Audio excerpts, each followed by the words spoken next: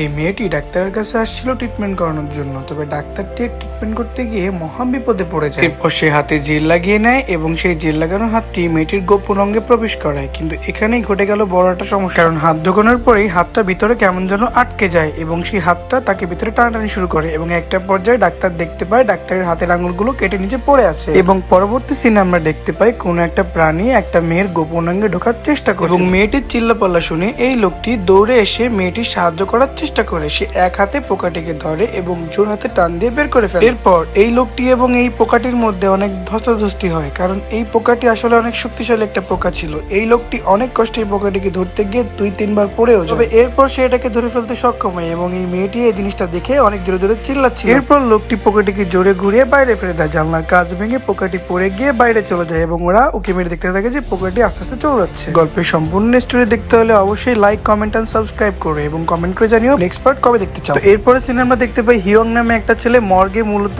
লাশ কাটে। আজকে তার লাশ কাটার কাজ শেষ হয়ে যাওয়ায় তাকে আজ কাজ দেওয়া হয়েছিল লাশটিকে সুন্দর করে সাজিয়ে মর্গে পাঠানোর জন্য। তবে তার মেকআপ করা সম্পর্কে তেমন কোনো আইডিয়া ছিল না, তাই চোখ যখন বন্ধ না হয় তখন সে সুপার গুলো দিয়ে লাশের চোখটা চিরতরে বন্ধ করে দেয় এবং এরপর ডেট ওভার হয়ে যাওয়া মেকআপ দিয়ে সেই লাশটাকে সুন্দর করে সাজিয়ে ফেলে। এরপর মেকআপ করা সম্পূর্ণরূপে কমপ্লিট করে ফেলে এবং মেকআপ করা সম্পূর্ণরূপে কমপ্লিট হয়ে যাওয়ার পর লাশটাকে সে মর্গে পাঠানোর চেষ্টা করে। লোকেরা এই লাশটিকে নিয়ে চলে যায় এবং এই লাশটা আসলে বিভিন্ন কাজে ব্যবহার করে। এই কাজটি শেষ করার পর যখনই লোকটি রিল্যাক্সে বসে একটি বিড়ি ধরাতে যাবে তখনই আরেকটা লাশ নিয়ে এরা চলে আসে এবং বলে এটাকেও তোমার সাজিয়ে দিতে হবে। তো কি আর করার, লোকটি বিড়ি খাওয়া বাদ দিয়ে পুনরায় নতুন করে লাশটি সাজানোর জন্য রেডি হয়। কিন্তু যখনই এটা খুলতে চায় তখনই লাশটির জীবিতে ওর ঘাড় পর লাফিয়ে পড়ে এবং একটা পর্যায়ে দেখতে পায় এটা আসলে কোনো লাশই না, তার বন্ধু তাকে ভয় দেওয়ার জন্যই সেম কাজটা করেছে। তো কেমন লাগলো এই স্টোরিগুলো? যদি ভালো লেগে থাকে তাহলে অবশ্যই like, comment and subscribe, and thanks for watching.